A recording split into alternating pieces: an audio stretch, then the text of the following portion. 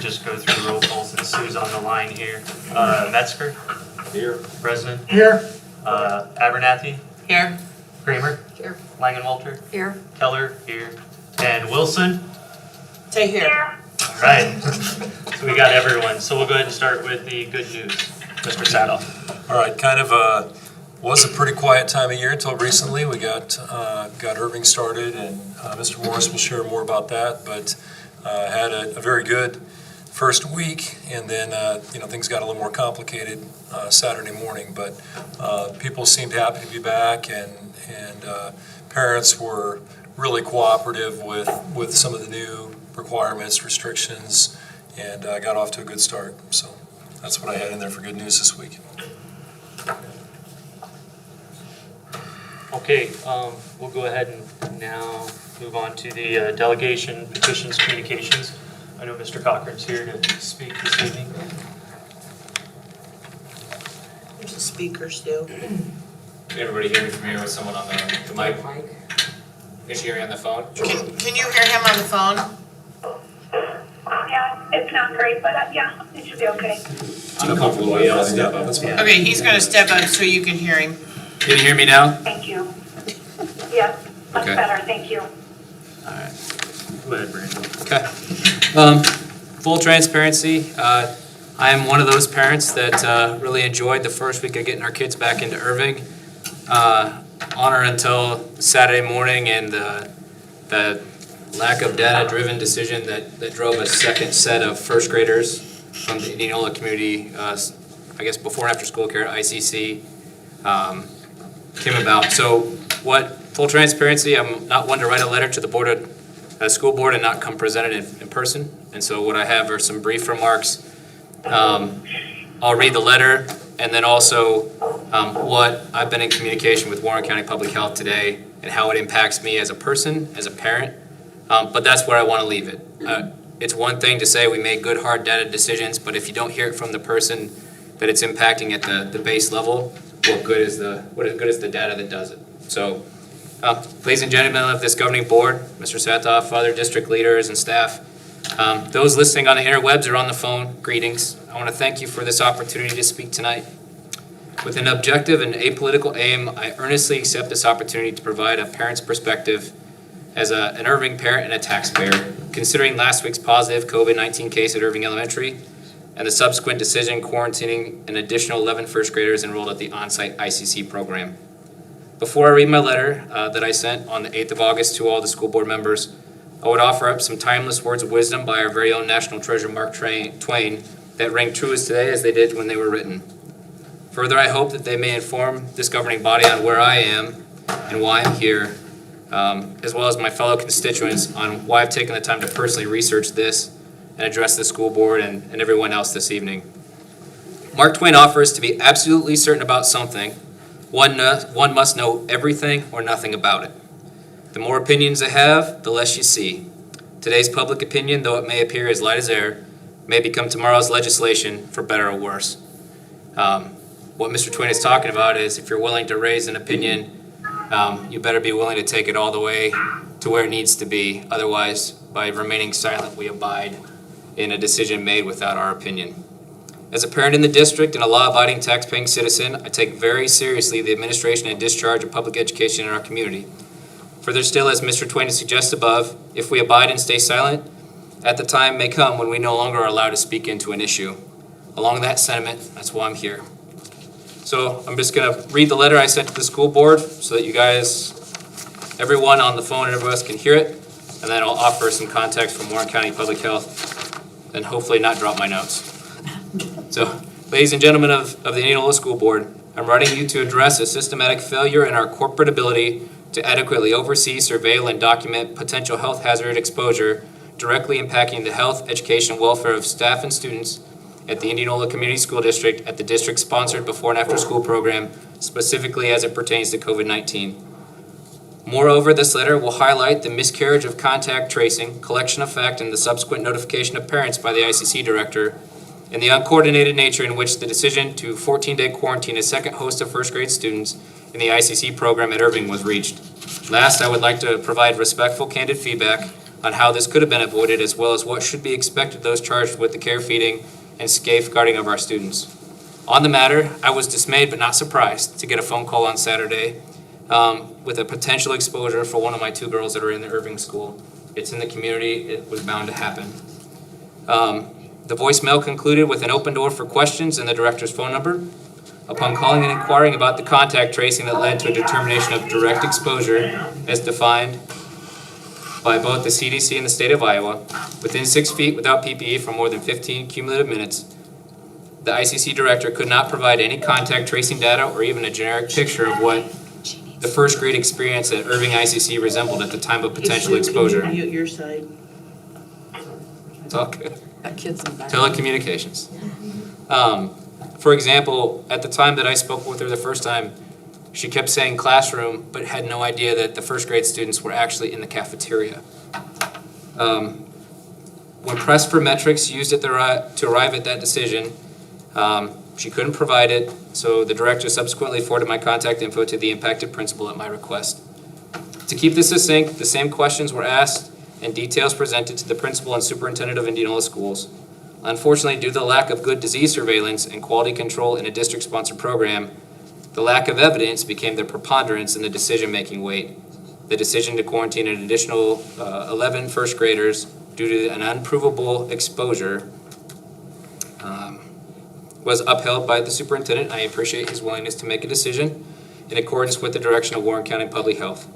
Plainly, the lack of good contact tracing and hard evidence, in addition to our lack of forward planning on how we respond to potential exposures, has now cost additional students and their family by proxy access to quality in-person instruction, as well as access to a safe before and after school environment, it seems. Last, as ICC is a district program, it is paid as a paid director and on the district staff and is regulated directly by this governing body. I would have expected the finite details of how the staff overseeing ICC programs should respond, document, and notify parents would be codified and rehearsed. Sadly, based on my experience over the last couple days, it seems to be a detrimental blind spot. Further still, the experience left me wanting on Saturday, but also today, about whom in my household, if any, is required to quarantine in addition. What are those additional exposure hazards? Pertaining to the future adjudication and proper management of potential exposures, I would suggest that the ICC director work collaboratively with district admin, neighborhood school administration, and ICC staff to develop or dust off a tailor-made response and communication plan specific for Irving. Further, I suggest the ICC staff be trained at least quarterly to ensure quality of execution under duress. It's the little reps that prepare us for the big game. And as a taxpayer and parent, I frankly just expected more. So that was the letter that went out to the school board. So here's the extra from the last couple of days. Additionally, in the less than 48 hours that followed drafting and submitting that letter, 2 additional blind spots presented themselves, and I offer them now as an addendum and respectful, candid feedback.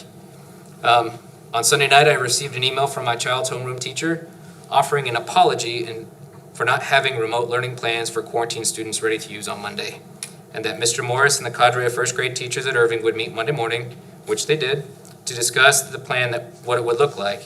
I found myself wondering how in the return to learn plan we could tease out no birthday treats as an example, but we did not have plans for remote learning for quarantine students. Due to that lack of definitive data confirming my daughter's direct exposure in accordance, or at ICC in accordance with all of those guidelines, federal to the local, and my responsibility and requirement to obtain data to make my own prudent decision on whether or not I need to quarantine from work and cancel my attendance in an upcoming military deployment for training, I spoke with the Director of Public Health for Warren County this morning and then this afternoon. To keep this succinct, the following are only a few applicable themes presented to me this morning. First, the Public Health Director was told by the ICC Director that the students were all within 6 feet for more than 15 minutes, and when she pressed the ICC Director for more information, additional details or contact tracing that could inform a better decision, it couldn't be pinned down. As of this afternoon, they still don't have that data. Second, the Public Health Director advised both the Principal and the Director of ICC that they may be applying a more stringent quarantine requirement above and beyond what is prescribed by federal and state guidance. I offer, if we do not dial in our approach and application, there may be no end to the Pop-Tart, the in and out nature that our students and staff will experience because we don't know what we don't know. Begging the question further, where does the quarantine snowball quit rolling? What are we doing now to plan for critical mass when students and staff are exposed or quarantined so often that federal relief aid for working families is used up? Last, simply is it codified in writing? Third, the public health director clarified that Warren County Public Health works in an advisory capacity and that the final decision and execution is vested with the school district. In all three conversations had on Saturday with leadership, the hatchet swing was attributed to Warren County Public Health. We got to be big enough to own our decisions and be transparent about it. And then as of 3:50 this afternoon, when I spoke to the Warren County Director, there is no additional information available. In fact, this is verbatim what I got as a reason to use to make a good decision. The ICC Director, who was not on site and is still unwilling to contact trace with staff, will not offer an opinion or decide whether the kids were exposed according to the CDC definition, due to the potential public scrutiny. To further murky the waters, the public health director indicated that the ICC director openly admitted to having socially distanced activities where a pair of students were socially distanced from each other and the other 10 first graders in the cafeteria. Further, she chose to quarantine all the students based on her comfort level, not the guidelines.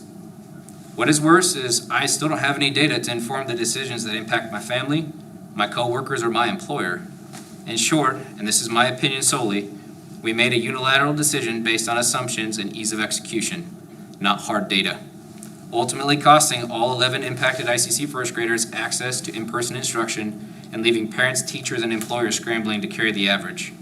So what's the so what in all this? What's the bottom line?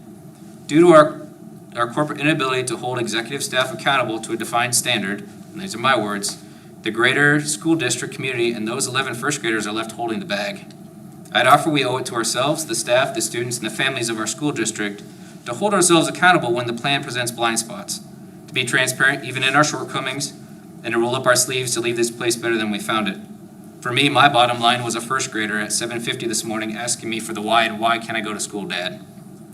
And when I had no data to justify her absence, and then as a Christian man, I told her we have to follow the lead of those above us, she took it personally. And she offered that it must be her fault because she must have missed a classroom hand washing rule, stood too close to another student in the line, or didn't apply enough of the really stinky hand sanitizer in the cafeteria before participating in activity centers at ICC last week. And what's worse is that I get to go home and tell her tonight, an already vulnerable and isolated student, that she gets to join a class remotely that's not hers and learn under a teacher that she has no relationship with. I asked this governing body to do the right thing. I simply ask review with all seriousness the blind spots in our Return to Learn program, because today's process blindly accepted may be tomorrow's rule of law. Thank you for your time, your talent, and obviously your patience. That went a little longer than I thought. Pending any questions you may have. I don't think we per our board policies, Brandon, we can't ask any questions because it's not on the agenda, the official That's agenda fine. and stuff. But we really do appreciate your time and the information you provided to us. We can, ask the administration to take a look at it and we can look at it further. And I think that would That's fair. be where we need to go with this. So, Yep. but we do appreciate your time and speaking. So. Yep. My cell phone is on the letter. It's on the sign-in roster. At any time, if anyone wants to contact me, please do. In fact, it's with the best interests of the students in mind that I even came tonight. So thank you very much for your time. Thank you. Thank you. Yeah. Any other public comment this evening? Okay.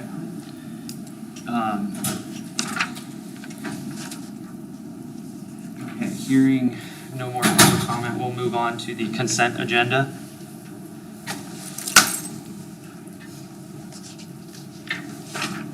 So I think if I heard Sue right, everybody's been hired then for the group that's gonna be doing Yeah, once at the different schools, they've all signed and are on board. Once we have approval tonight, we have 3 different providers on board, that between the 3 will be covering all 6 buildings. Yep.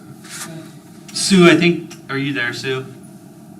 She's on mute. Yeah, I'm here. Okay, we're just at the consent agenda, and I think you were wanting to just say something real quick in regards to the mental health provider contract.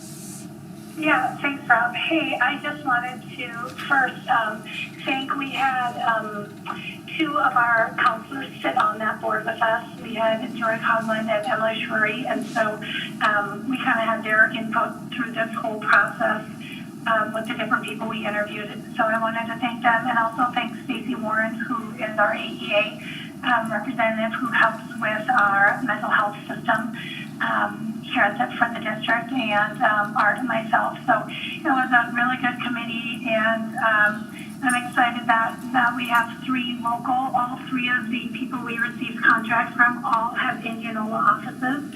However, they will be in our schools. So they will, middle school is kind of our top priority, so they'll have someone 5 days a week, and high school will have someone 4 to 5 days a week, and the elementaries will have someone at least 3 days a week. So we're excited about really kind of stepping up our need in mental health and our seriousness of taking care of our families and our kids. So they will also, in all these different contracts that we signed, will be able to switch between in-person and telehealth as well as we kind of move through this school year too. I know that was an important question that was asked during this process, but their sole purpose in our schools is to be doing one-on-one sessions with kids. So Stacey Warren with AEA, she will continue to kind of be our lead on training staff and our teachers and everything on mental health and keeping them up to speed.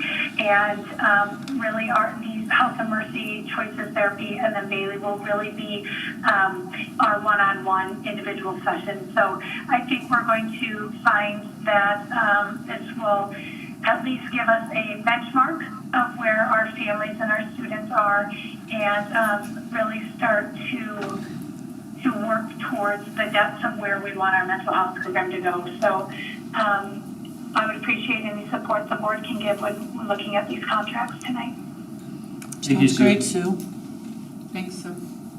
I move approval of the consent agenda. Motion made by Ken to Second. approve the consent agenda, seconded by Lori. Yeah. Any further discussion by the board? All those in favor signify by saying aye. Aye. Any opposed? Aye. Okay. Motion carries 7-0. You're cute, Sue. All right. Next is a presentation by our very own Lori Abernathy in regards to the Heal House. Yes, thank you. So I went to the Martinsdale School Board meeting today at 4 o'clock and presented over there to them. It was very interesting. They had about 50 people there today, and they had an emergency change, and they were in the cafeteria. So that was very interesting, and they're battling the same things we are. So basically, you guys heard me talk about this. We are now going to be up and running September 1st. I've given you guys kind of a handout. We have a grand opening on Sunday from 1 to 5. If anybody would like a private tour, we are offering those. We have some people that have donated large amounts of money. They're in their 60s and 70s, so we're going to give them private tours. So if anybody wants a private tour, they can. We're asking all the administrators from lost my train of thought. Martinsdale, Norwalk, Carlisle, and Southeast Warren to come and tour the facility, so they kind of know, so when they get a homeless person, whoever the liaison is, that will be contacting me.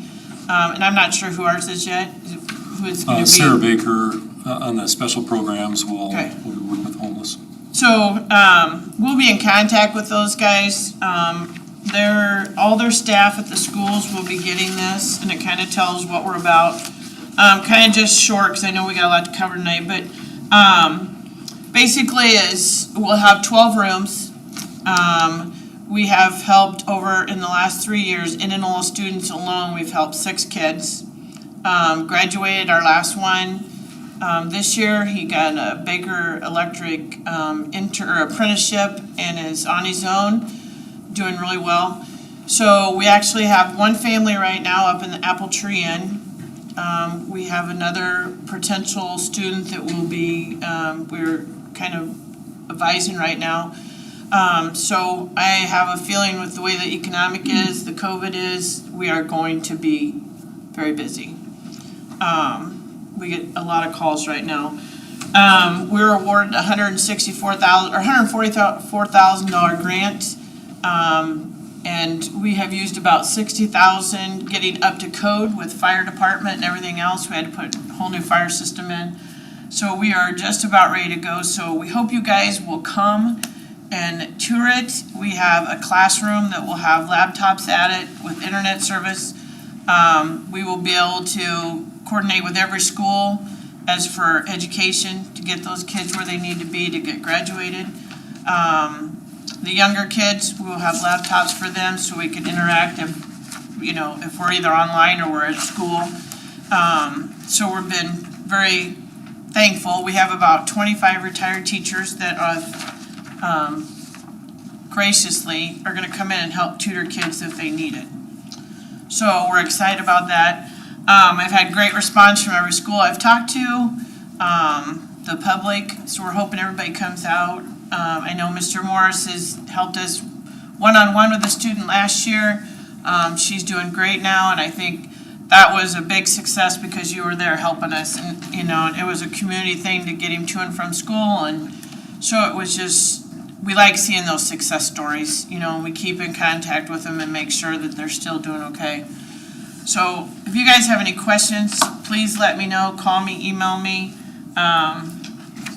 We'll just keep doing what we're doing, and now that we have a place to put everybody, and I don't know if you know Bob and Brenda Cooper, they will be living at the facility, and they will be, they feel that God has called them to do this, and they will be helping and supervise the youth and families, so we're blessed to have them. So have you talked to like our counselors at all, or people that? Some of them, I've talked to some counselors, and Sue and I have talked, so like Aaron Lester has been phenomenal. He has been in contact with us all summer because we have some that we feel might be in need of help. So he's been great communicating back and forth. Mr. Morris, if we have somebody there that, usually I get a phone call and say, hey, here's what we got, and then one of us try to, Sue is very implemental in the one we had at Irving last year with Mr. Morris. She did a lot of the transporting to and from school. So it, it's kind of a team effort, that everybody joins in, and we get these kids where they got to go to and from school, and so we're gonna we're gonna face some different challenges, and we'll probably make some mistakes, but we hope we can correct them quickly and keep moving on with what we're doing. So, and Sue's been great down helping hand. We've been sending people down there for food, and so it's been. Hey, Lori, Yeah, go ahead. I think another big response, I think that was Carolyn that asked, is Officer Hackett Oh, yes. is a huge part of this as well for our school district. Yep. Too. He is huge. We've had a couple that Sue and I have collaborated on in town, and Officer Hackett's just been amazing. The Inland Police Department as a whole has made calls to us and say, hey, Lori, I got this situation, and I usually, one of the board members is usually right there, and we solve it one way or the other. We figure out what to do with them. So I gotta say that Officer Hackett and the whole police department has been just amazing support. So we feel blessed. We've got this ready to go and ready to open. So That's awesome. You guys have done a lot of hard work, so.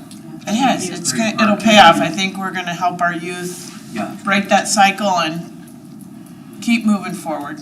So that's our goal. And I have to beat out of here, but I want to say something to it. You guys have done a great job. Every time I drop off my kids, the teachers are smiling.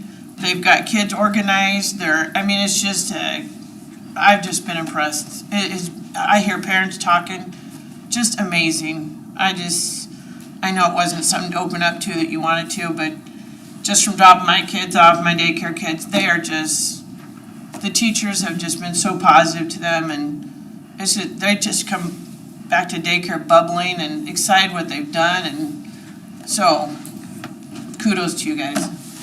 So Thank you, Lori. I'm gonna beat out of here. No problem. Thanks a lot. You hold it. Don's gonna hold you, Sue. I'm not the techie one. Maybe It's just a All right. Thank you, Lori. Yep, thanks. We are to, that was letter F. We'll move on to G. G1 and the return to learn plan overview. We do have Mr. Morris here tonight just to kind of talk about the start of things at Irving, anything else that you might want to know. And then I included some information from the governor that I know has been discussed, some of the more recent information with regard to return to learn and instructional model decisions. So I might just invite Mr. Morris to speak first, and then anybody has questions about how things are going or how we're responding to different situations, then he'd be happy to answer too. So. Okay. I'll just give you guys a little bit of information, and then you can ask me any questions, and I'll do my best to answer them. We had a great start to the beginning of the year. We started obviously last Tuesday. Around 87% of our students returned to on-site learning, which was great. We really focused on reconnecting with those students, reestablishing peer relationships, and the social, emotional well-being of those students. Students and staff, Mr. Sadoff said, they were excited to be back at school. It was just like any other beginning of the year. It was a great feeling. And then students, parents, and staff have all adjusted to a lot of our new procedures, and I'll just highlight a few of those. Lunch is now in the room, and that provides its own challenges, but the custodial staff has stepped up, teachers have stepped up, and it's gone very well. Recess, we are now in zones by grade level, so that's a big change. And then the way we enter and exit the building is also a bigger change than what we've done in the past. We try to keep students social distance by grade level, and then enter and exit through different doors by grade. Just a few things about masks. I would say that at the beginning of the week, we had about 50% of our students wearing masks. By the end of the week, it was right around 30%, and I did send this out to the staff just to get their input too, and they agreed with these numbers. I would also say that most students wear their masks at the beginning of the day, and by the end of the day, we're down to maybe 20% of our students wearing masks. They go out to recess, they get hot, they take it off, and we do remind students as a whole, hey, if you have a mask, put it on, but we're also not, you have a mask, put it on. I would say that most students are sent with a mask and then do have that option to wear it, just kind of based on their own preference. So we also started to reconnect with our virtual learners last week through Zoom meetings. Same thing, just focusing on their social, emotional well-being. We have around 60 students, or we had around 60 students participating in that remote learning. Obviously, that number has increased after Saturday. Our class pages are now active today, and students are receiving live instruction through daily Zoom meetings, and students will receive daily asynchronous instruction through recorded instruction, learning activities, or practice activities. It's been a huge undertaking and by the Irving teachers to get their class pages going and still provide that on-site instruction, and they've done a great job of doing that, both remotely and on-site. So obviously we had our first positive case on Saturday confirmed, and I worked with the first grade teacher and Annette to make sure that tomorrow we will have everything ready to go for our quarantine students. And I think we have a great plan and are ready to go for that. So. Thanks, Derek. Yep. Thank you. Thanks for everything you and your team are doing. From the words I hear from parents out on the streets and in town here in Indianola, they're very appreciative of everything you guys have done. And to be the first in the state to actually be there and doing this, there's a lot of weight that's been put on you guys, but you guys have handled it very well. And I think our town is very supportive and appreciative of what you guys have done. all of you guys, and even the students, you know, going back and doing this and those families. One question I had in regards to that positive case, and then what Mr. Cochran was saying as far as that the kids in that one classroom all went to remote learning, but then other kids maybe that were through ICC that were in other first grade classrooms, so now they'll have that one classroom teacher as their primary teacher. Is that expected to happen in just your school or at all 4 elementary schools, do you know?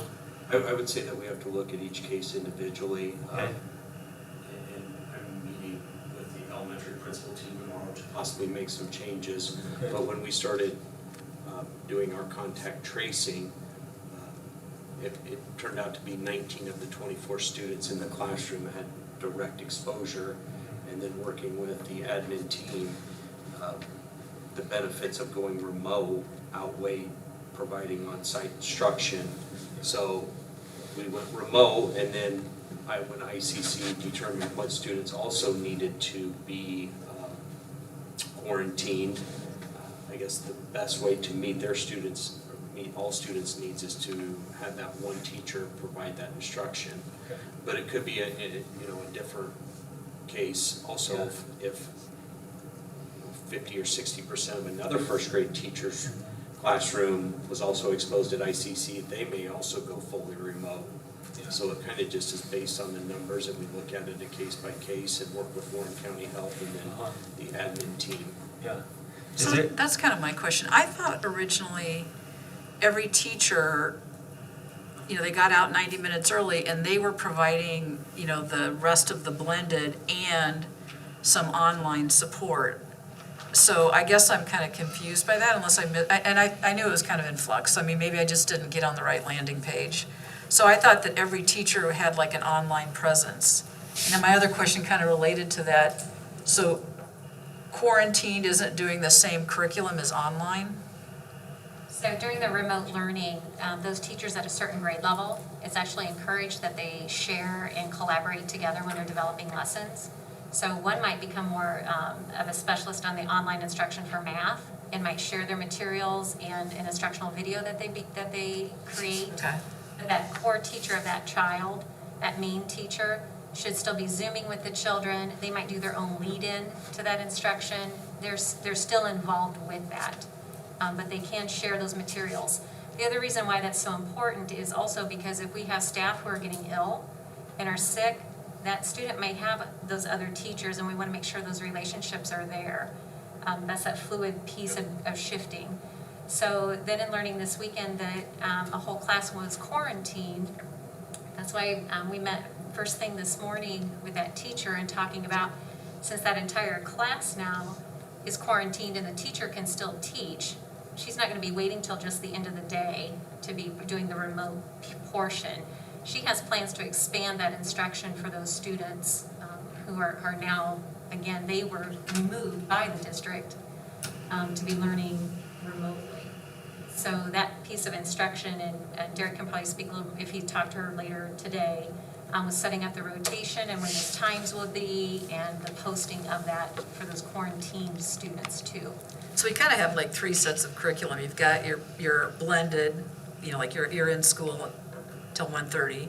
Then you've got the online that you're figuring out by grade what makes sense with who's doing what. And then the quarantined is what makes sense for the situation. They're all So it's teaching to the same standards, and they're all teaching to keep the pacing. Well, I mean the how you're getting it done, not the. Partially, but for example, the instruction that a teacher is providing for remote learners can be the same that teacher gives to the students throughout the day that have been quarantined. Also, students who are going home at the end of the day who have compulsory learning, perhaps science is what all kids are learning the same. They're all using the same type of instruction and activities as much as possible. So they're not looking to try and do things completely differently. They're really striving to address the same standards and the same pacing, because again, as kids move in and out, you don't want some kids to be a week ahead or some not having addressed certain types of learning. But there are guidelines for reducing the amount of screen time for students who learn remotely. they're not gonna do everything the same, because seat time is very different than, learning, again, remotely. And also, when you're taking a look at their attention spans, that can be very different too.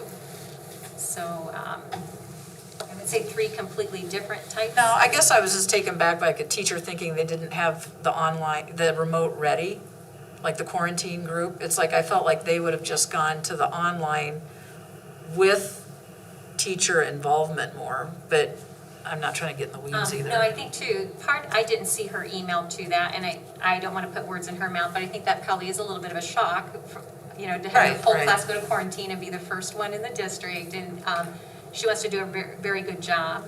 But I also think occurring over the weekend, she needs that time to plan and take that material and expand it for those quarantine students, and that's why we met with her first thing in the morning to say, this is kind of what that looks like, what are the questions, and so she needs that time to prepare.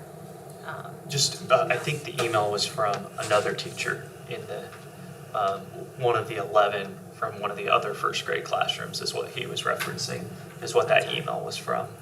So it was, the other teacher was saying that they needed, kind of like today something wouldn't happen and stuff. Does that make sense? I will check base with Derek later to get more detail about that. Okay. Because we do want to be as fluid as possible. That's what and okay. switching them to, even if you were quarantined, Yeah. you should be able to join the remote group Yeah. that day.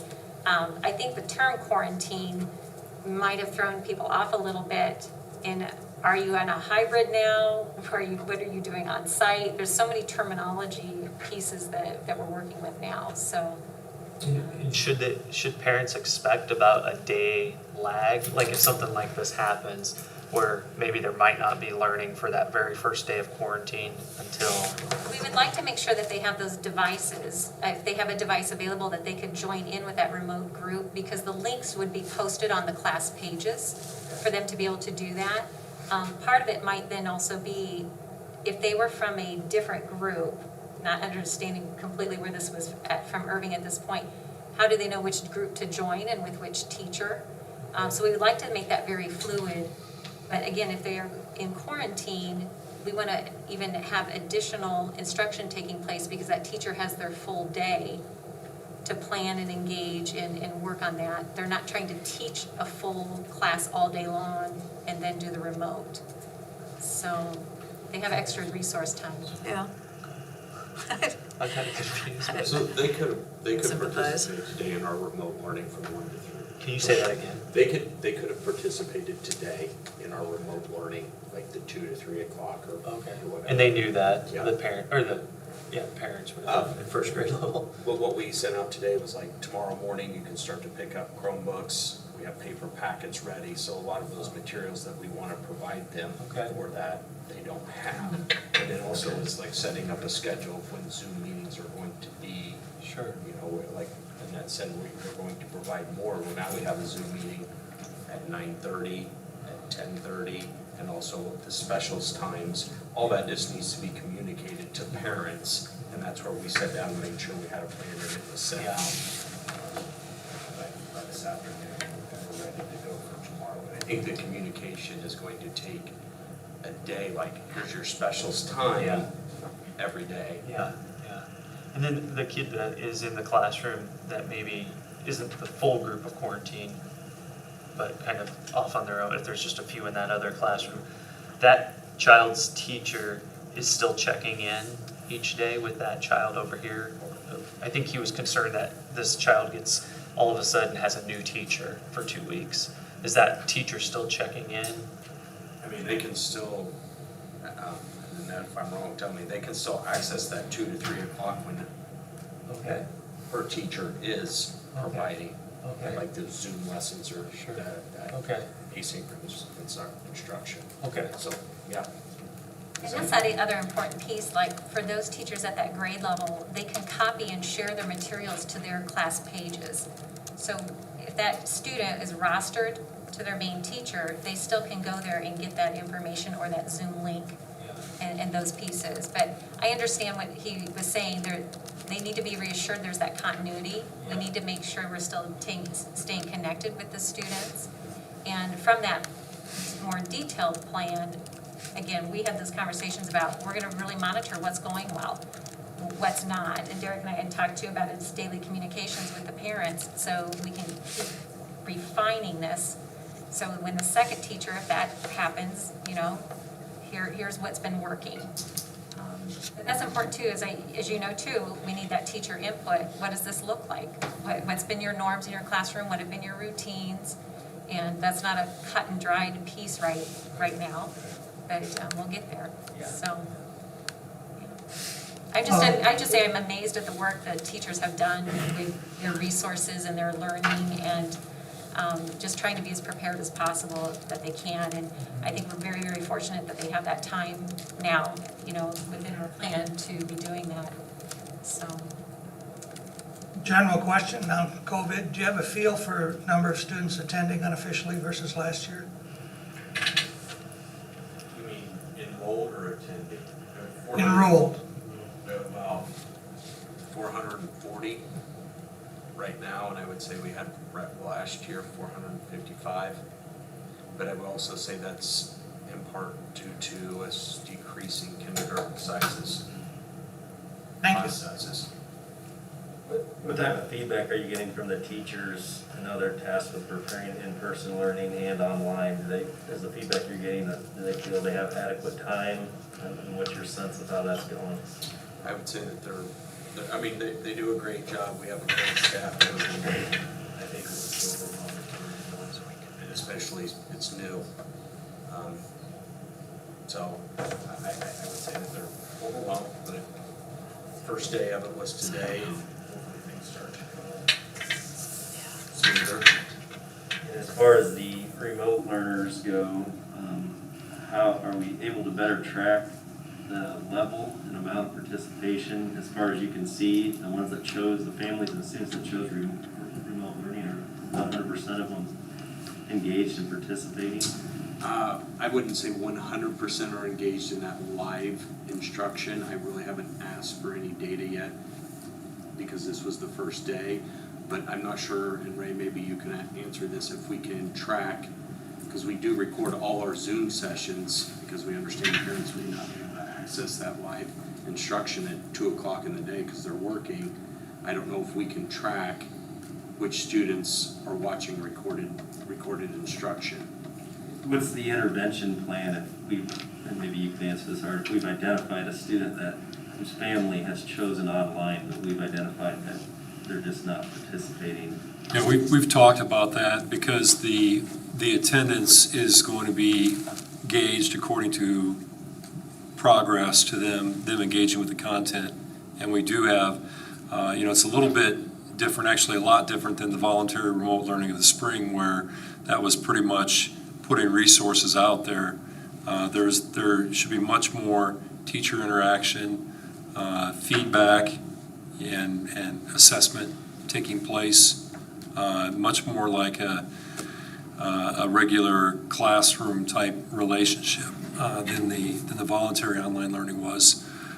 Do you want to weigh in on that? And we've talked about too the importance of reaching out to those kids, having parent contact logs, and targeting those students that maybe aren't as engaged as they should be remotely.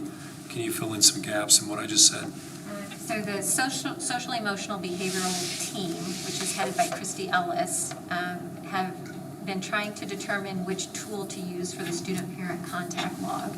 Ray's been working with them on a template through PowerSchool to where they can record if they're getting engagement from that student, whether that could be email responses, discussion boards, participation in Zoom.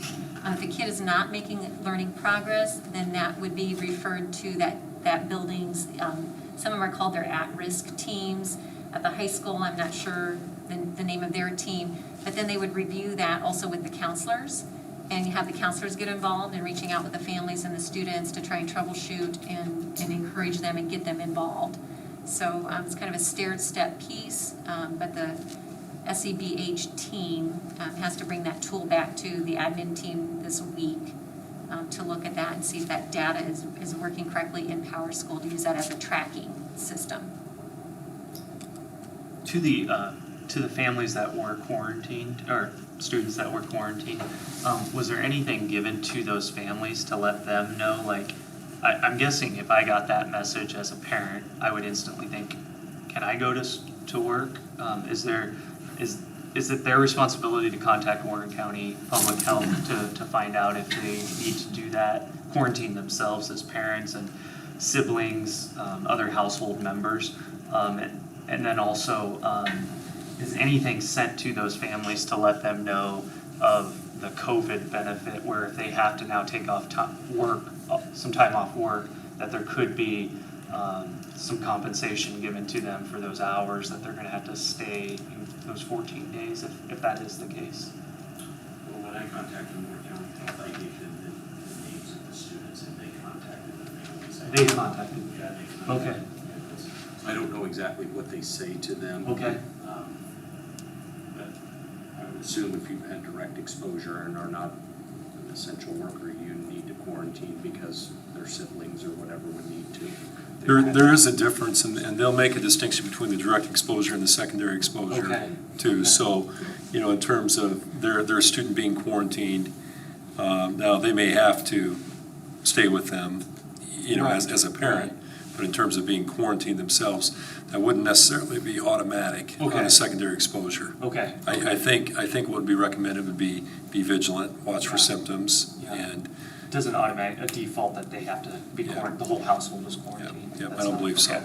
Okay. Not unless there's a positive case in the house. If there were a positive case in the Okay. house, Then right, that then would it's be assumed that direct. everybody's Yeah. exposed. This is Yeah. direct. So the other siblings being quarantined too, yeah, okay, that's what I wondered. And Maybe not. It could Maybe not. not default. It's just how close. Secondary, right. Right. If it was secondary. siblings are all secondary too then. So the siblings of the first graders quarantined aren't quarantined unless one of them gets it. Right, Yeah. I get it. Now, I don't know also about, the communication that took place, if that happened, in terms of the COVID pay.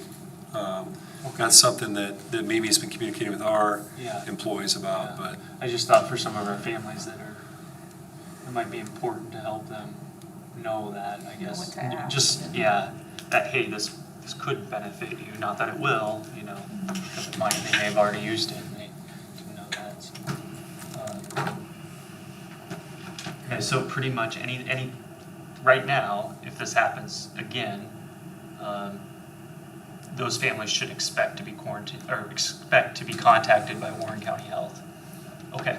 I would assume, that's what this person that I spoke with said, you guys give me the names and I will Good. contact. Okay, good. That's good. Okay, I would just like to encourage everyone to be flexible. This is a hard job. Teachers are basically doing two different jobs in one. It's very difficult. I can't even imagine trying to do it actually, and Irving gets to be the guinea pig every time, and so I would really encourage people to be very patient with all this and flexible because it is a work in progress. sure, and I think, they did a Derek's great exactly job. right. They Great are so professional, positive, and hardworking. They're making Yeah. the best of a very difficult situation. I think our return to learn plan is fairly unique in that we're building some of that time in to try to help a little bit. I know a number of districts that are going back full-time 5 days and with the remote option, but with no additional time to try to give Right. synchronous or asynchronous learning and planning. So it is difficult. We know that's, in effect, like you're saying, you're asking two totally different things. But I do feel really good about the capacity we're building in our staff and the experience we're getting with it.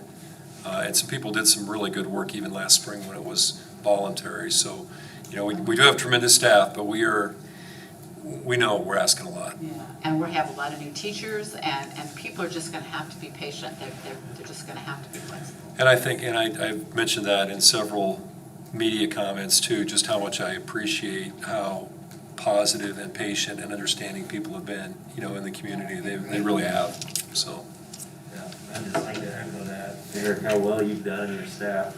I happen to have two people that I can talk to every day to how it's gone, and they haven't mentioned once anything that is COVID related. They're just so happy to be in school and be around their peers, and their teachers have done a tremendous job of putting their mind at ease and just putting them in an environment where they can learn. And so I appreciate everything you guys have done over there. It's amazing. I guess I just want to emphasize as we learn, I think we're all saying this, but, you know, if we need to tweak it as we go, because we find out it's better instruction to have someone dedicated to this or that, or I don't know. I just think it's fluid. Yeah, definitely. Yeah. Thank you, Derek. Appreciate it.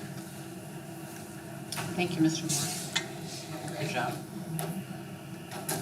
The other thing in the packet you may be aware of, just included this from the Iowa Department of Public Health, the Iowa Department of Education, their guidance that they put out. This came out at the end of July.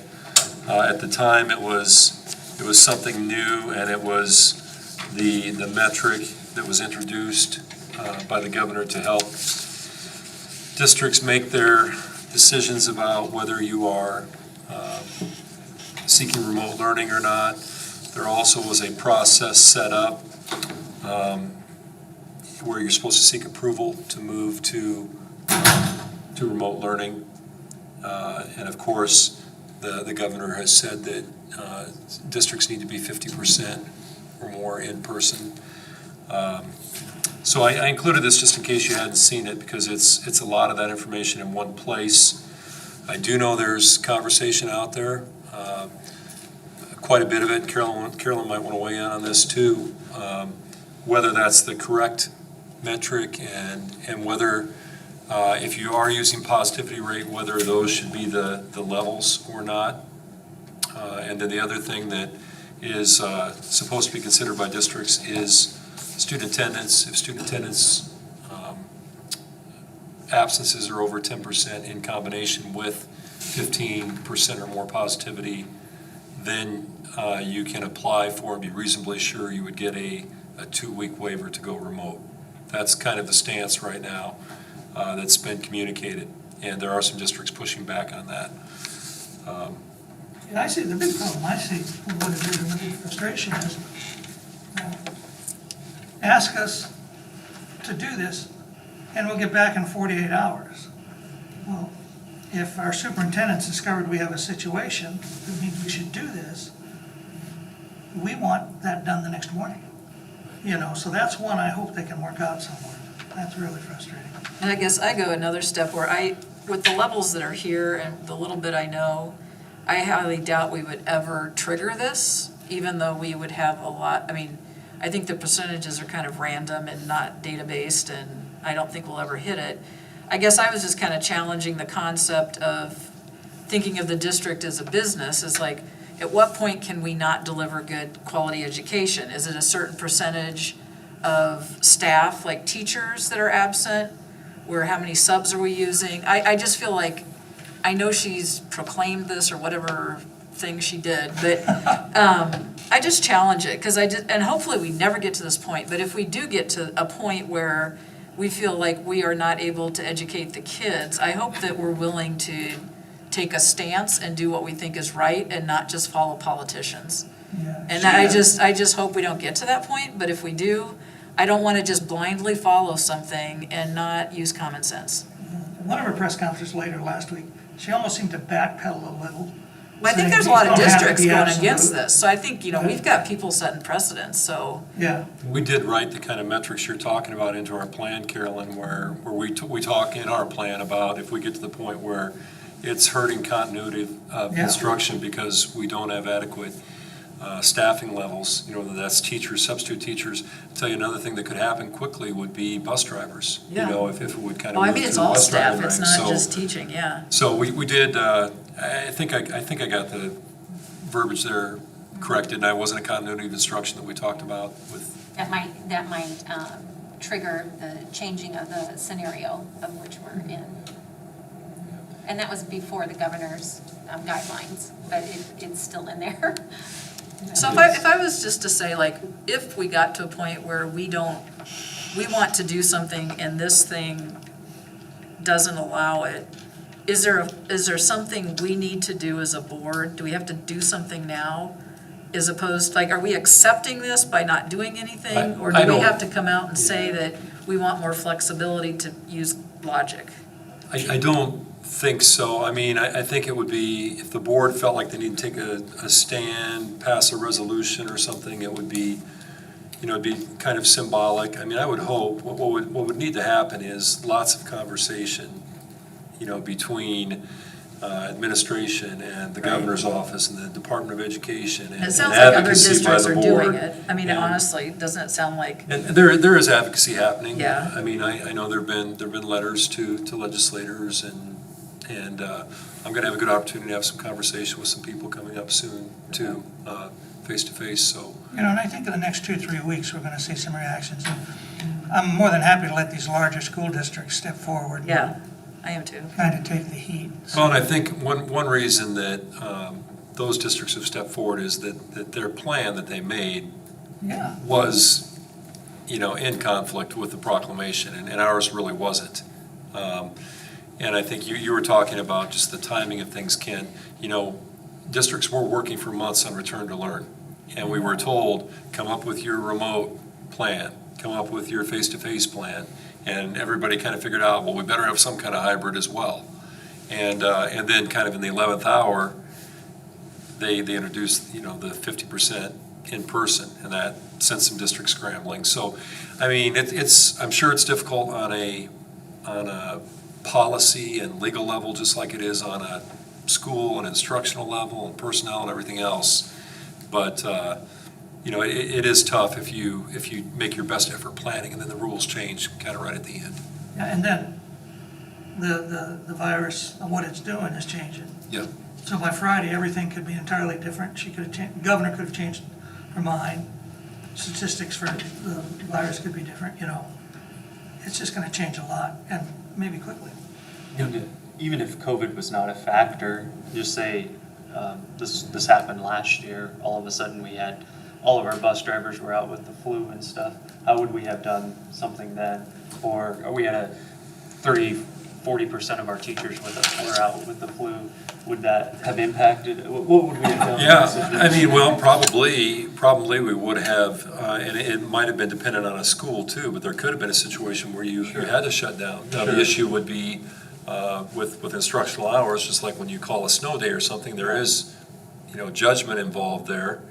If it's not safe for us to go or we can't attend, then we make that call. Yeah. So, even pre-COVID, schools reported if they got above a 10% absence rate, which is one of the metrics they're using. Yeah. Now, that wasn't an automatic close your school down, but if there were a communicable disease running rampant through your school and it just wasn't safe, Right. I think you'd have to. And now we have the advantage of the remote learning being much more developed, and the governor has come out and said, for example, up to 5 snow days could be remote learning days. So there's kind of some give and take, and some more flexibility in some areas, but. One of the things that concerned me is I remember from, I think it's the new state report on student learning, whatever they call it, when it talked about our absentee rate. I can't remember if it was a particular school or the district.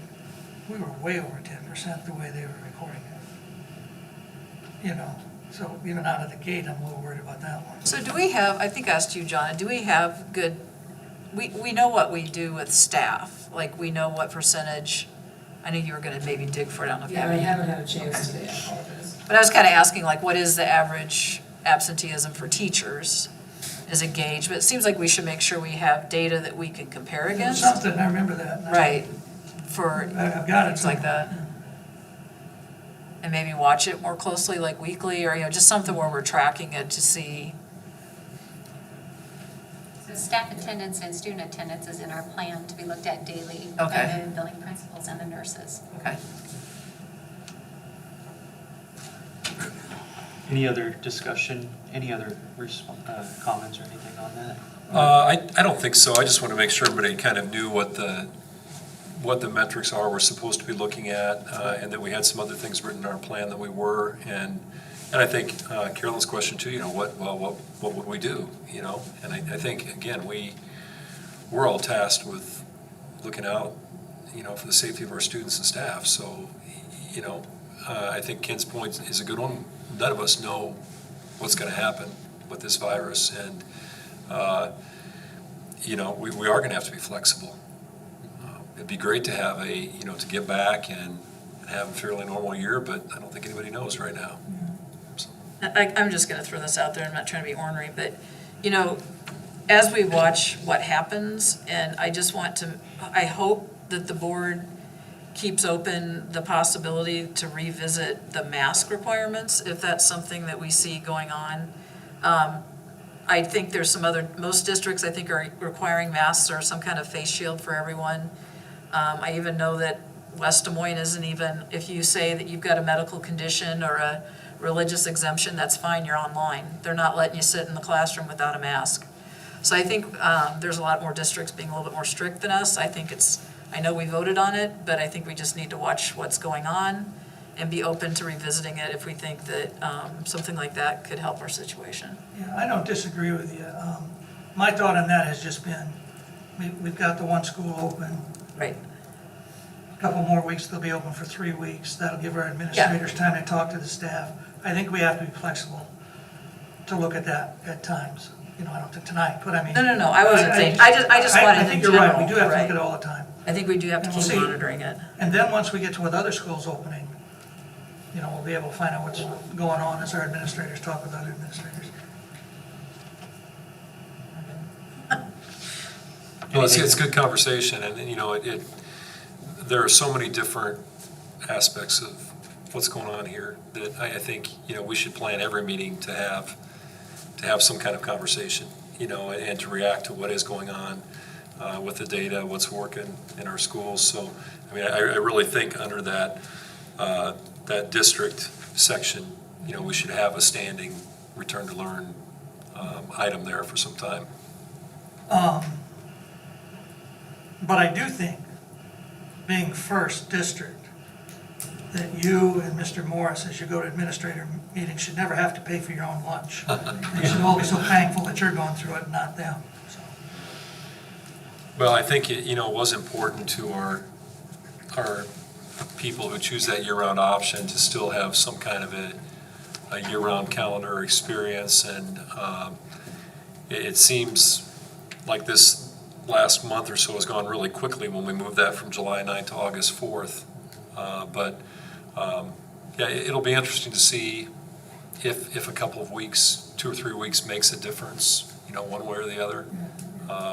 So I think the other thing to emphasize, and I don't pontificate a whole bunch or anything, but we can do the best we can with whatever we can in the school, and then outside of the school too. Just like having a case the first week, well, this virus could take 2 to 14 days to incubate. So I don't know where our positive test came from exactly.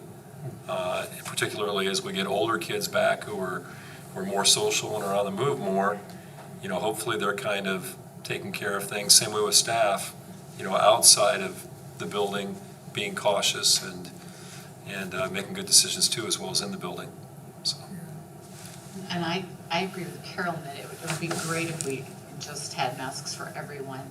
And if we're gonna do that, I wish we would do it before the rest of them start, because it's much easier to start it than it is. Irving will have a much harder time than the people that are just gonna start. It's easier to start out hard and be strict with it than it is to go, yeah, we don't have to do it. Oh, now we do. It's easier to do it then. So if we're gonna change it, I hope we change it before everyone starts that. So what do you do with the students then that there's only 20% wearing by the end of the day? I know, and trust me, I get it. I know they're gonna go out for recess, they're gonna be laying on the floor, and who's gonna pick those up? Who's gonna be in charge of that? That's what I wanna know. They're gonna have them in their pockets at recess, they're gonna fall out of their pocket at recess. Unless there's, and then to police all that with little kids is an astronomical task. It's not, it's a big job to ask people to do that. It's a big job. I'm telling you, I can't even keep track of a pencil, let alone a mask and all those other things. So I just think it'll be hard. I think now's different too, because it's optional, so they can't tell them to do anything. What would your discipline be then? What if they refuse to? If they couldn't keep it on, they forget. It's a tough situation, I get that, but I mean, And people with religious exemptions, you feel like they shouldn't be in the classroom then? I'm not gonna argue. I'm just saying, okay, if you want my 2 cents, I think it's like you're this way or you're that way, and to find a middle is really hard. And I think we're trying to find a middle, and I think it's just almost impossible.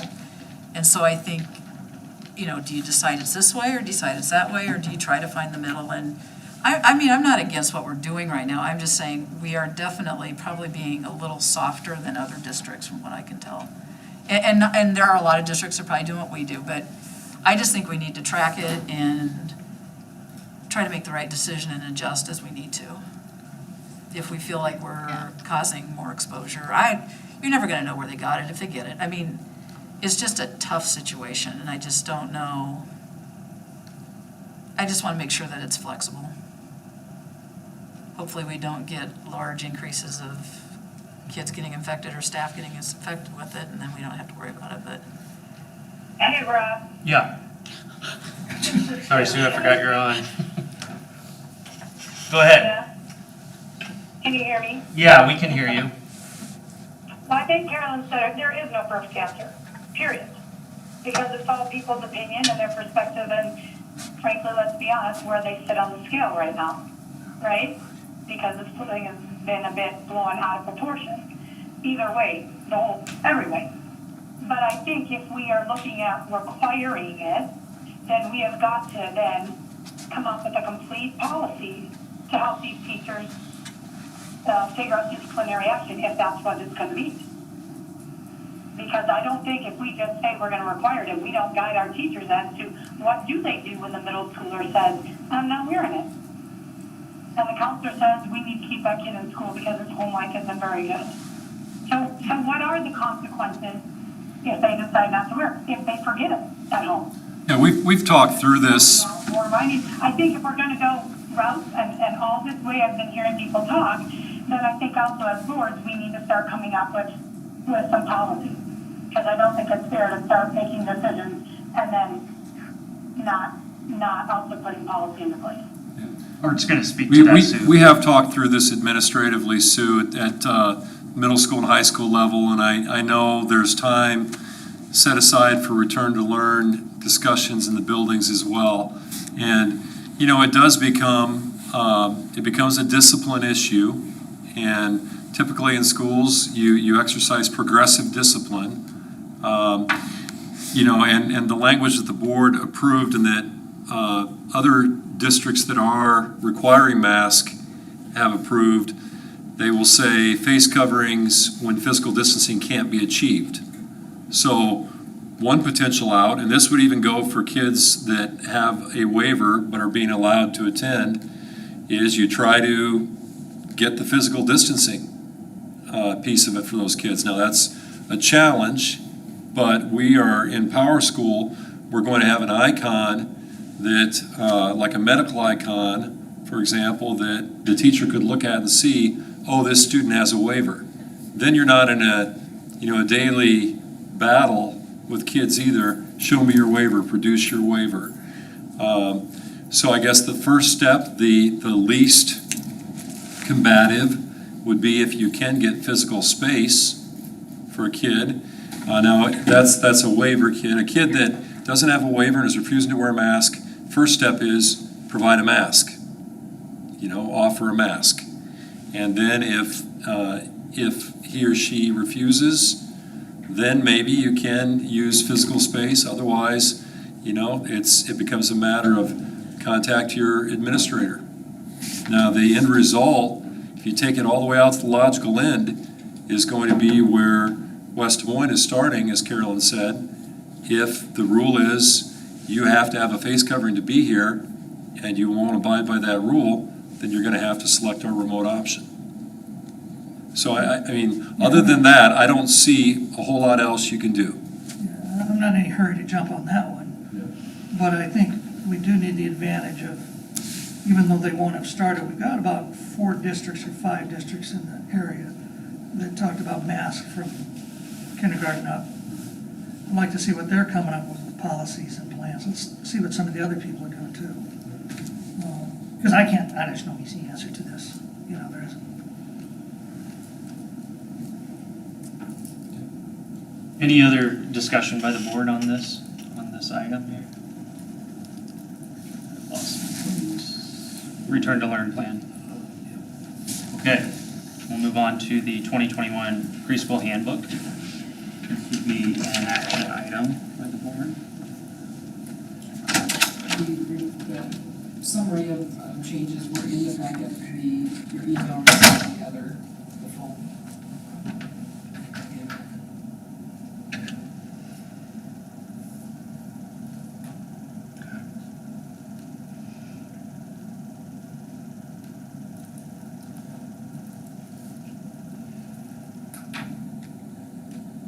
Does it need approval? Yeah. Okay.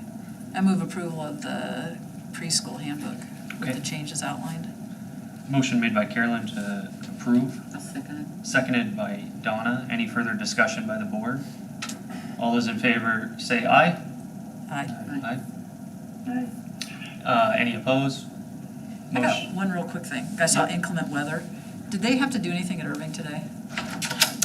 Well, I called Mr. Morris to make him aware that it was rolling in Yeah. and said, watch the weather. I don't think they had to. I Okay. mean, sirens didn't go off. I don't think they had to take cover. I don't know if it impacted recess or something. It might have done that. But I called him about a little before 11, probably about 10 minutes to 11, and just said, hey, it's getting dark. And I just got done talking to some news people who were following this as a story. So other than being watchful and maybe making sure they weren't out on the playground, no, because it did go through pretty quickly, or it could have impacted busing. We've had times we've had to delay dismissals for thunderstorms and things like that, so we don't put our bus out in it, but they didn't have to take cover or anything to my knowledge. And not to keep harping back on it, but I assume if we have to take cover, that trumps all the COVID rules that we have. Like if we're all in whatever area that's Yeah, I safe, mean, it's like, forget yeah, we're it. not gonna be able to be Right. 6 feet apart if we're taking cover, and, yeah.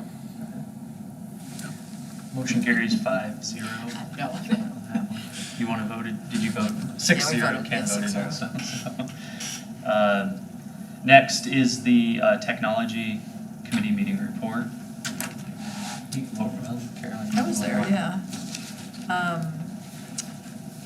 Let's see, so you can see that the camera project, the cost and the timeline is listed there. We talked a little bit about putting some signs up so people know they're being recorded, because that seemed to work at the high school. The timeline is there. Today's not the 10th, is it? Set the public hearing, is that later? Today's the 10th. So we're gonna do that later? Set the public hearing date? date, is that still on there? It's on the timeline, I don't see it on the agenda. Yeah, I was just thinking that. They called me on Thursday and said they weren't done. And we would do it now, the 24th. So. I just saw that and I'm like, I don't remember seeing that. Okay, that's fine. When are we gonna have the public hearing? We're setting the public hearing on the 24th. The public hearing won't be till The the 14th. 14th of September. Is that whole, That's the plan, at least. So there's no problem setting the date 2 weeks later? No, you have to set the date because then we have to notice. Right, but that's not an issue with What we're doing here. notifications or anything? Okay. We also discussed providing internet access for families that did not have service. And there's some detail listed there. They did a survey. There were some interesting options where you can just have it hook into a device. So it's not like you're providing complete service to the whole family for all these other needs. So it's nice they have something like that. You can also turn it on and off. So it could be on 1 month, not on a month. So was it 6 months that we were Yep, 6 using months. too? Yeah. So we've got quite a bit of flexibility with it, and seemed like a good option. It's not really one that we have a choice on, but it did seem like it made a lot of sense. Just to add to that, that number has gone down. It's between our principals calling individually. We had them actually Oh, reach the out count went down, individually okay. and make sure that something hadn't changed. And so some of them actually had gotten internet service from the time they filled out the survey till now. And then also just some clean up some duplicates that were in there as well. So the next thing, it sounded like maybe we landed on Zoom from listening to Irving, that we're using Zoom, is that right? Yes. Are we doing the next step up of Zoom? We're not yet. We're still trying to, I've reached out twice to Zoom and have gotten no response yet. I think they're a little overwhelmed. But right now, we're still on the 45-minute plan. We're trying to get. So we're at least gonna see what that comes out to be. I had some teachers contact me, proponents of that over at Irving today, and they said it would be very nice as far as for families and teachers. Yeah, it'd be nice if we could get a response back from Zoom. But, matter of fact, I emailed just probably a couple hours ago, if that, to another person, say, hey, do you have another contact here? Because I'm not getting anywhere with them, so, but I imagine they're a little overwhelmed.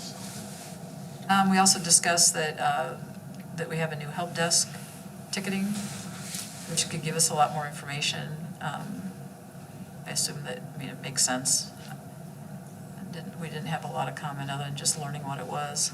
And then there was a request, maybe just by one teacher, about maybe using a voice assistant like Siri, Google, whatever, in the classroom, Alexa.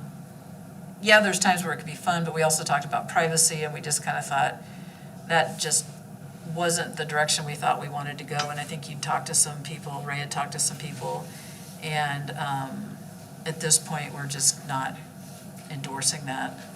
Doesn't seem like something that's needed. It's kind of like, oh, we can play games, or, of course it's kind of fun, but it just seems like it opens up a lot of things that kind of negate the novelty of it.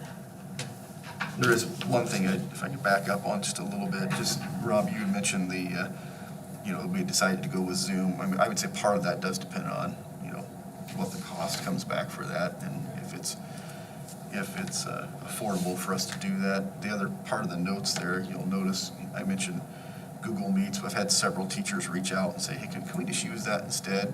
And I said, right now, we've got that shut off.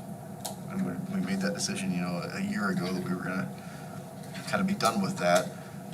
But with enhancements that have come over time, now we're actually able to set that up so that students can't start their own Google Meet and go hang out with each other or whatever. It could be actually set up so that it's teacher sets up the meeting, students can join that meeting, but students can't set up their own. So that might be an option we look at depending on what the cost comes back for Zoom. I know a lot of the teachers are using Seesaw. I don't know a lot. My students' teachers are. Does the district have a subscription to that, or is that something the district's ever looked into to make that accessible to any teacher that would want it? And that you can kind of chime in here too. I can't remember, I don't think we've actually gotten a subscription yet.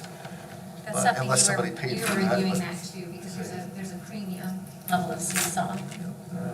There's definitely cost to that. The free tool is actually really good, but that's something I know we need to look into. I know there were some tools that the AEA actually, was that Pear Deck? That was Pear Deck. They came out and said we're going to pay a for that. So far, I don't think anybody has said that for Seesaw, so it's something we're, It seems to be a popular one. I think Oh, yeah. every year my kids have been in school, they've had it. And I just, the day and age we're in right now, and more of a digital learning format, I just wondered if that was. It's a great product. To Can't tell you the cost on that yet. I honestly just haven't had a chance to dig into that one. Anything else? Yes. Okay. Any questions by anybody else? Okay. We will move on to, let's see, G5, federal funds COVID-19 transfer resolution. On the 20th of July, I received the guidance that if we ever prefer to use funds from the COVID, the $248,000 that we received, that the board needs to have a resolution that approves that. So in looking at the three different, the numbers that we have there for food service and childcare, and then general fund, and we each had a piece of these funds. the food service and the childcare lost a lot of revenue, and this general fund didn't. In trying to keep them somewhat whole, moving forward, and then as we receive more guidance on how we, as we track future and current and future expenses for COVID, how that's going to be given back to us. Is it just going to be budget? Is it, which would then be laid back on our taxpayers? Or would there be gift funds? We did receive, this is kind of a side note, we did receive notice that we will be getting $119,000 approximately for connectivity, which is the hotspots. What we don't use for connectivity can be devices. So that's good. That still doesn't touch everything, but we will get what we can at the time that we're allowed to get it. So right now, we're keeping track of all that, of expenses that are truly COVID, moving forward. So this has no impact on the 248 we've received. This just allows us to use it in the other non-general fund. right, 248 was received back in May. Yep. And then these two pieces, we have to show that when you take it out of the general fund, you have to have approval from the board to do that. So, I'll happily make a motion if you can give me the top of that page so I can see what the title is of the resolution. I move that the vote, no. You went up too far. Sorry, no. That's it. That's it. More? go to the next page. Thank you. I move the board approve the COVID-19 resolution for funds transfer. Motion made by Ken, Second? seconded by Carolyn. Any further board discussion? Hearing none, all those in favor say aye. Aye. Aye. Any opposed? Motion carries 6-0. Next is the Board Facilities Committee meeting report. We met last week on Thursday and took a tour of the new turf and track stadium. It's all complete. The concrete that was added to the south side of the fencing is complete. Looks nice. I also put in new goalposts that are actually level. And don't have to be adjusted every game. Field goal kickers have no excuse now, just kidding. But no, it looks really nice. The coloring on the turf looks great. Then we talked a little bit about the auditorium project. That's underway. Contractors on site for that. And then the high school and middle school security camera projects are being finalized. Any questions on anything? Any other input? Looks good, looks good. Cool. All right, and then we can move on to the Finance Committee meeting report. I think, I was there. Ken, you, Yeah. me, yeah. Well, Johnny, you've got that pretty graph. Is that what you want to show that? So whoever you ask, you get different enrollment trends. Is that kind of the? Exactly. Right. We can make them numbers lots of ways. It's funny how you get one from one Yeah. demographic and one from another, so we can talk about that. Go ahead, Carolyn. No, I don't know if I can remember how to explain it. It's different. I mean, it shows, I think I kind of thought this one was maybe more realistic historically, but I don't know. Someone else can jump in. I mean, we're just trying to get ideas of what we think possible enrollment growth is. But we also talked about, homeschooling and just, the enrollment. I kind of expressed like just the lag that you've got, like, if you've got, say like 10-15% that do homeschool beyond what you have right now, you'll get in the certified enrollment, and then you've got your certified enrollment for the next year, and if they just do it for 1 year and come back, they're gonna have this kind of hiccup with budget that makes me nervous unless they do something about it. Or maybe they stay homeschooling. I'm kind of rambling maybe beyond what we talked about here, but I did want to kind of interject, like we talked a little bit about if there are a lot of kids homeschooling, if it makes sense to have a, what was that position called? Homeschool assistant teacher. Coordinator, because, I mean, our goal is to help kids with education. I don't, we've talked about at this meeting, but it is kind of related to the topics that we've been talking about tonight. And there was confusion, we talked that there was some confusion as to what remote learning, when your parents are saying it, we're homeschooling, well, they're not, they're doing the remote, or some of them, maybe some of them truly are, but until they realize that it's all on them to do the homeschooling versus the remote, it's our staff that will be. That term homeschooling's gotten used very generically nationwide, just to refer to kids being at home and teachers, parents helping pick up the load, especially when we were in voluntary remote last spring. So, legally, homeschooling has a very specific definition, and then there are different types of homeschooling that can be selected. So yeah, hopefully, and that was part of the declaration that we sent out too, in the language where the parents chose, do they want to be on site or do they want to be remote, to help with that language. So where did we land with the homeschooling or the remote for the whole district? Yeah, as a district, it's consistent with Irving, upper 80%, 87, 88% plan to be on site in person. So actually what we were doing is that John had found another software projection for us. It shows our enrollment increasing, not as much as the study we paid for.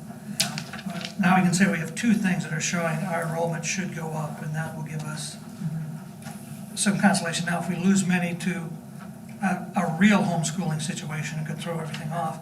But I didn't hear any concern about that, and I didn't really ask the question to Mr. Morris. As he responded, the loss of numbers seemed to be more because we changed the kindergarten size.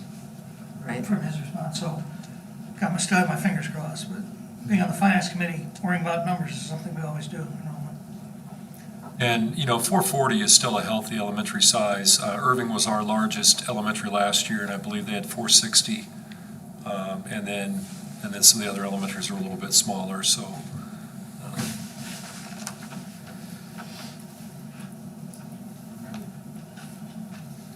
Next is the monthly financials. And, these are the May financials, so as you look, you can see, it's always nice when we go over to the next number, like 11 million to 12 million in the general fund. So you can see what's interesting is one of the biggest pieces I think that get hit, but the expenses and the revenue both went down, is in the activity fund. When you look at the difference between a year ago and now. So just because there weren't the expenses, but there wasn't the revenue either. So that's one of the things I wanted to point out. The other one I wanted to point out is our self-insurance fund. We still are tracking pretty well. It's just under $800,000 for our first year. So.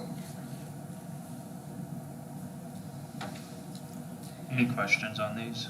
And the last one, you'll see that our cash is going up, or went up in May for the graph capital. So that's good. So as the quick answer, we'd be, like, let's say, I'm just thinking from a financial standpoint, that basically for a year, we don't really have activities, real extreme. You think we're okay cash flow wise, even though we're not getting the revenue?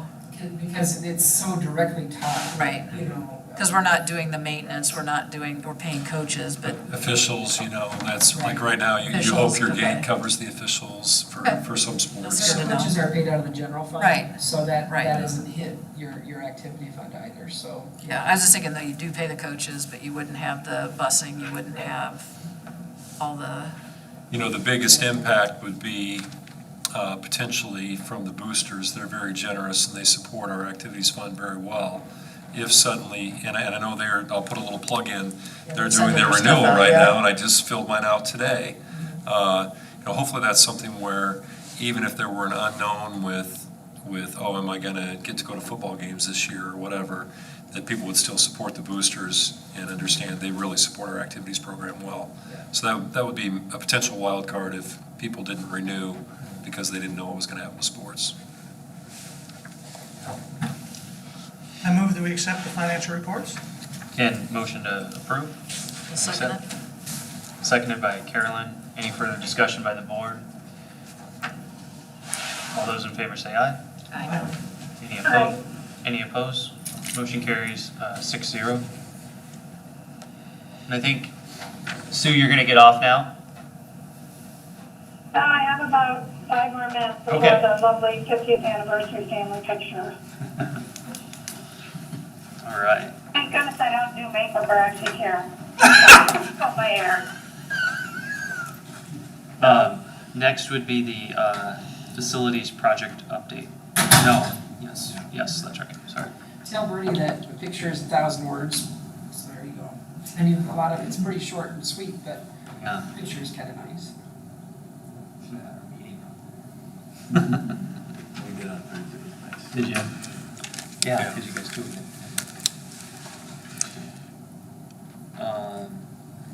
Anything? No, I think the facility committee minutes kind of captured where we're at too. You know, we're done at the stadium, we're moving forward with the rigging and the cameras, and haven't heard anything new on the contractor issue with the playground for quite some time. I haven't anyway. Have you heard anything? Okay. I think they're blaming So. Okay, and then, let's see, board policy committee meeting report is next under 6A. You just have the list of policies that we looked at, and in the minutes, they're all listed out there as well. And then that last paragraph, at the time I wrote these minutes, that hadn't happened yet, but it says district office staff will also be working to combine redundant policies and forms with regard to processes currently listed separately for certified and classified staff.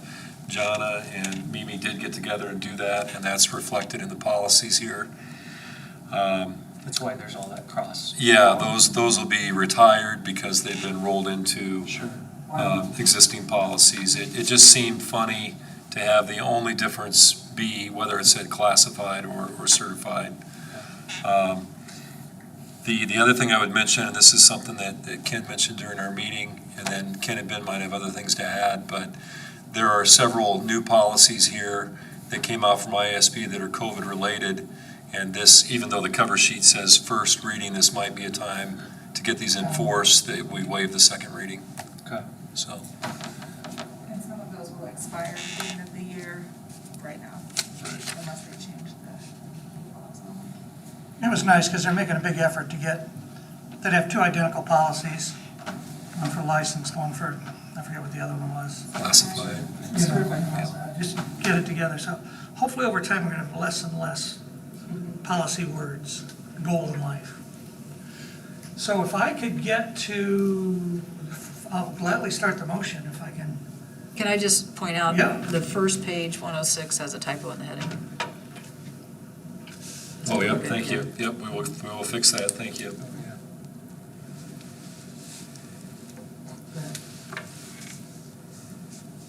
So that if they get COVID and it's diagnosed, they get 2 weeks paid leave that doesn't come off their sick leave?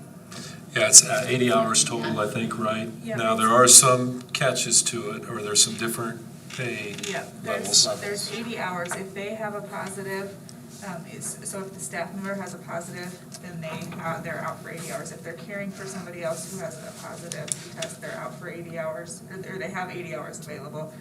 If they are caring for a dependent child whose place of, school or daycare is closed because of a COVID-related reason, they have 80 hours, but that's paid at 2/3 pay. And then there's an extended FMLA that would cover, again, more childcare. At 2/3 pay, right? Yep, at 2/3 pay. Okay, I just want to make sure that wasn't coming off their sick leave, that 80 hours is not coming off their sick But leave. it's 80 hours one time, so if they're quarantined now, and then they have to be quarantined again because of exposure, then that would either be their sick time or their personal time or whatever they might have available. We have to. Thank you. It's not really policy, it's just something we have to provide. Somebody can get that. Yep. I've shared it with our principals and with the nurses. That's who they need to contact. Yeah. Principal and nurse. Art, Yes, sir. these are the motions that we need first and second reading on. These are the policies. Correct, yep. I move first reading and to waive the second reading on the policies listed above, or however you want to word that, Jenna. I got it. And I'll second the motion. Motion made by Ken, seconded by Ben. Any further discussion by the board? All those in favor say aye. Aye. Any opposed? Motion carries 6-0. Is there another set we gotta do just first reading too? No, these were the only ones we had, yep. And then we will go to H, so that way we can do the 6C at the end there. So we'll move on to H. 1, the board calendar. Each item online? Yeah. I don't know which board members go to that, but I have that. Ken, myself, And Lori, but Okay. it's on our Okay, calendar, we'll see what I got it happens. right here, I'll shoot it up to you. Everybody else good with those?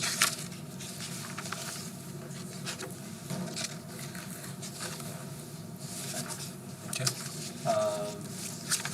Next board agenda.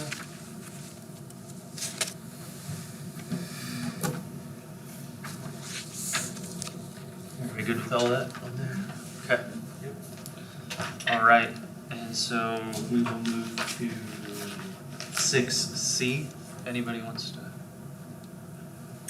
That, move that we go into closed session, as covered in chapter 21.5. Governmental body may hold a closed session only by a permanent public vote of either 2/3 of the members of the body or all members present at the meeting. A governmental body may hold a closed session only to extend a closed session if necessary for any of the following reasons: to review or discuss records which are required or authorized by state or federal law to be kept confidential, or to be kept confidential as a condition to that governmental body's possession or continued receipt of credible funds. Awesome. Just second. I'll second it. Seconded, motion made by Ben, seconded by Carolyn. Aye. Okay, okay. Yeah. End the stream now? So is she leaving then? Yeah. She might, would it be easier for her to leave now before we get real formal Yeah, about it?